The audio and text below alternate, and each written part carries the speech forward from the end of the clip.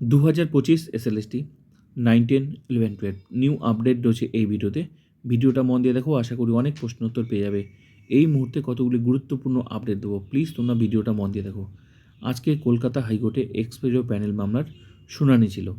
নতুন নতুন তথ্য উঠে আসলো, যা জানা যাচ্ছে প্রায় 9 থেকে 10,000 ক্যান্ডিডেট এই এক্সপেরিও প্যানেলে রয়েছে। মানে 2016 টিচার এক্সপেরিও প্যানেলের, সেটা কিন্তু এই 2025 এসএলএসটিতে রয়েছে। তো অনেকে চাকরি পেয়েছে 11-12-এ, আর অনেকে আছে ভেরিফিকেশন ইন্টারভিউর জন্য ডাক পেয়েছে 9-10-এ। তাহলে এই কেসের মূল উদ্দেশ্য কি? এই কেসের মূল উদ্দেশ্য 9 থেকে 10,000 ক্যান্ডিডেটকে বাদ দিতে হবে, সেই জায়গায় ফ্রেশার্সরা চাকরি পাবে। তো এটা যদি হয় তাহলে ফ্রেশার্সদের জন্য বিশাল বিশাল জয়। এখন হবে কি হবে না সেটা তো সময় বলবে। তো এই মুহূর্তে এটা কি সম্ভব সেটা তোমরা অবশ্যই কমেন্ট করে বলবে। হ্যাঁ, আর কতটা আছে, যেমন আগে দেখা গিয়েছিল, প্রায় শোনা গিয়েছিল যে প্রায় 1,000 ক্যান্ডিডেট হতে পারে, এখন সেটা জানা যাচ্ছে প্রায় 9 থেকে 10। তো যতটাই হোক, তোমাদের মতে কতটা হতে পারে আর কোন যুক্তিতে বাদ যেতে পারে সেটা অবশ্যই তোমরা বলবে। এই মানে এক্সপায়ারি প্যানেলের ক্যান্ডিডেট কতজন হতে পারে এবং কেন বাদ যাবে সেটা অবশ্যই তোমরা কমেন্ট করে বলবে, ঠিক আছে? দেখো, এই মুহূর্তে কলকাতা হাইকোর্টে বিভিন্ন রকম কেস চলছে। তোমার একদিকে এই তোমার এক্সপায়ারি প্যানেল, আরেকদিকে তোমার কি বলে 10 মার্কস, ওখানেও বাদ দিতে হবে। 10 মার্কস ক্যান্সেল মানি তো প্রচুর, মানে 10 মার্কস ক্যান্সেল মানি তোমার 2016 আনটেন্টেড টিচারদের মধ্যে মোটামুটি 90% টিচার আউট। তো প্রত্যেকটা কেসের মূল উদ্দেশ্য কিন্তু একটাই, বাদ দিতে হবে। মানে তাহলে ফ্রেশার্সদের কিন্তু মানে 2025 এসএলএসটিতে কিন্তু ফ্রেশার্স ভরে যাবে। মানে আমার তো মনে হচ্ছে ইন সার্ভিসকে আর খুঁজে পাওয়া যাবে না।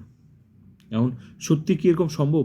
তোমরা অবশ্যই, কারণ দেখো এই কেসের মূল উদ্দেশ্য কী, যেমন এক্সপায়ারি প্যানেল, এখান থেকেও যদি প্রায় 9 থেকে 10,000 বাদ যায়, যদি কোর্টে প্রমাণ দেয়, প্লাস তারপর কতটা হবে সেটা অবশ্যই তোমরা কমেন্ট করে বলবে। আর সত্যি কি বাদ যেতে পারে?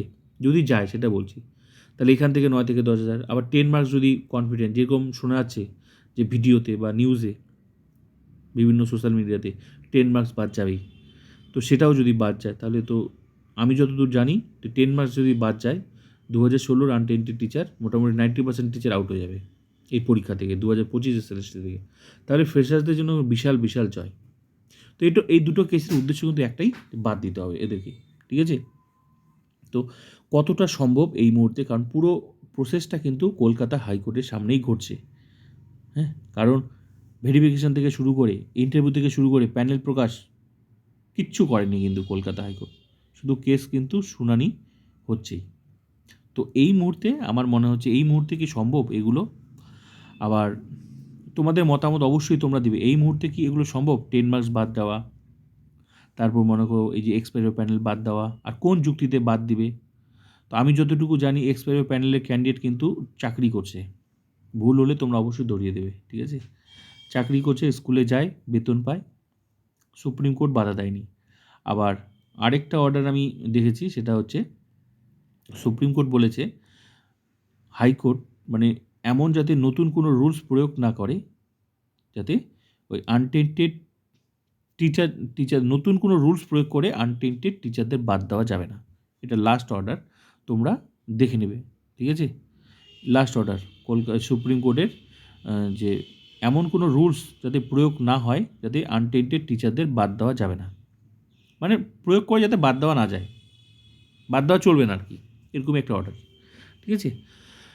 তারপর আমি কিছু একটা ব্যাপার বুঝতে পারছি না, তোমরা অবশ্যই কমেন্ট করে মানে বলবে যে আমি মাঝে মাঝে দেখি, এই কিছুদিন আগে তোমরা দেখবে যে সুপ্রিম কোর্ট থেকে প্রাইমারি টিচারদের কিন্তু নিয়োগের অর্ডার দিল 2022-এর প্রাইমারি। তো সেক্ষেত্রেও তো তোমার 4 বছর পর যদি নিয়োগ হয়, তো সেটাও তো এক্সপায়ারি প্যানেল,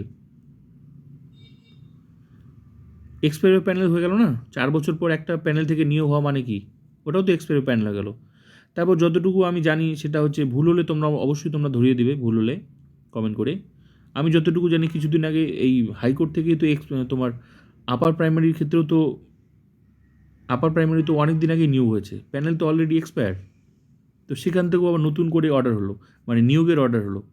তো তাহলে এটা কি, এটাকে কী ধরনের প্যানেল বলা যাবে? এই যে এতদিন পর যে নিয়োগ হচ্ছে, আমি যতটুকু বুঝি এটাও তো এক্সপায়ারি প্যানেল হয়ে গেল। তাহলে এটা কি বৈধ হবে না অবৈধ হবে? তোমরা অবশ্যই কমেন্ট করে বলবে। তা আমরা তো বিভিন্ন সময় দেখি অনেক দিন পর পর চাকরি হয়। তোমরা তো নিজেরাও দেখেছো কলকাতা সুপ্রিম কোর্ট থেকে তোমার মাঝে মাঝেই অর্ডার দেয় প্রাইমারিদের নতুন নিয়োগ দিতে হলো। তাহলে এগুলোও তো এক্সপায়ারি প্যানেল। মানে আমি যতটুকু বুঝি, ভুল হলে তোমরা অবশ্যই কমেন্ট করে বলবে। তো আমি এটা বুঝি না ওটা কি লিগাল না এটা লিগাল, মানে এই বিষয়টা পার্থক্যটা আমি বুঝতে পারছি না। তোমরা অবশ্যই কমেন্ট করে দেবে যে এই 2025 এসএলএসে মানে এখন এই মুহূর্তে যে কেসটা চলছে মানে কিসের ভিত্তিতে এই কোর্ট তোমার বাদ দেবে আর কি, এই বিষয়টা আমার মাথার মধ্যে ঢুকছে না। অবশ্যই তোমরা কমেন্ট করে বলবে। আর একটা কেস চলছে তোমরা জানো, এই মুহূর্তে যারা পাস করেনি মানে 2025 এসএলএসটিতে পাস করেনি কারা বলো তো? এটাও একটা কেস চলছে। আনটেন্টেড টিচার যাদের জন্য পরীক্ষার ব্যবস্থা তারা কিন্তু পাস করেনি, তারাও কেস করেছে। তাদের কেসের মূল উদ্দেশ্য কি জানো তোমরা? তাদের কেসের মূল উদ্দেশ্য সুপ্রিম কোর্ট যে অর্ডার দিয়েছিল যে শুধুমাত্র আনটেন্টেড টিচাররা পরীক্ষা দেবে, যে পরীক্ষা 2016রই থাকবে, কোনো ফ্রেশার্স থাকবে না, সেই পরীক্ষাটাই ব্যবস্থা করতে হবে। তো এতগুলো কেসের কিন্তু এই কলকাতা হাইকোর্টে বিচার হবে। তো এবার দেখা যাক কোনটার ন্যায় বিচার হয়। 10 মার্কস ক্যান্সেল ন্যায় বিচার, ন্যায় বিচার তো প্রত্যেকটাই পাবে। 10 মার্কস তো ন্যায় বিচার ক্যান্সেল ন্যায় বিচার পাবে। দেখো সবাই যারা কেস করেছে তারা তো সবাই চায় যে ন্যায় বিচার, 10 মার্কস ন্যায় বিচার পাইবে বা চাবে। তারপর এক্সপায়ার প্যানেল যারা কেস করেছে তারাও ন্যায় বিচার চাইবে। কিন্তু এই মুহূর্তে যারা 2025 এসএলএসটিতে যাদেরকে জন্যই এত আয়োজন তারাই পরীক্ষা পাস করতে পারেনি, তো তাদেরও তো ন্যায় বিচারের জন্য কেস করেছে, তারাও তো ন্যায় বিচার। তো কোনটা ন্যায় বিচার হয় সেটা তো অবশ্যই ভবিষ্যৎ বলবে। কিন্তু যে পক্ষই হারুক, সিঙ্গেল থেকে ডিভিশন বেঞ্চ, ডিভিশন বেঞ্চ থেকে সুপ্রিম কোর্ট, লাস্ট অর্ডার কিন্তু সুপ্রিম কোর্টই দিবে। ঠিক আছে? তো আমি যতটুকু বুঝি দুটো পরীক্ষা হলেই যা বোঝা যাচ্ছে, দুটো পরীক্ষা হলেই ভালো হতো। একটা 2025 এসএলএসটি, ঠিক আছে, আর একটা হচ্ছে 2016 কী বলে, সেটা আমার কথাতে তো আর হবে না, তাহলে এত ঝামেলা হতো না। ঠিক আছে? তো দেখা যাক ভবিষ্যতে কী হয়। তবে দুটো পরীক্ষা হলে এই লাস্ট যারা আনটেন্টেড টিচার যে পরীক্ষাটার ব্যবস্থা মানে যেটা কেস করেছে সেই পরীক্ষাটা কিন্তু যদি হয় তাহলে কিন্তু সেখানে কিন্তু ফ্রেশার্সরা বসতে পারবে না। এই পরীক্ষা যেমন 2025 এসএলএসটিতে যেমন ফ্রেশার্স ইন সার্ভিস বসেছে, আর অ্যাকচুয়ালি সুপ্রিম কোর্ট যে অর্ডার দিয়েছিল 2016 চাকরিগুলো ক্যান্সেল করে, সেই পরীক্ষাটাই যদি হয় সেখানে কিন্তু কোনো ফ্রেশার্স বসতে পারবে না। এখন দেখার ন্যায় বিচার কারা পায়। আর এত কিছুর পর এই যে বিভিন্ন রকম চলছে, তো তো 10 মার্কসের জন্য বাদ, এক্সপায়ারি প্যানেলের জন্য বাদ, তাহলে তো পুরো প্যানেলটাই ক্যান্সেল হয়ে যাবে, আজ হোক কাল হোক, সেটা সময় কথা বলবে। কিন্তু এই মুহূর্তে তাহলে কী খবর, এই মুহূর্তে লেটেস্ট আপডেট যেটা আছে, যেরকম আপডেট যা জানা আছে তোমার কাউন্সেলিং হবে, এই আপডেট এটাই। তো এখন দেখার বিষয় ভবিষ্যৎ কী কথা বলে সেটাই।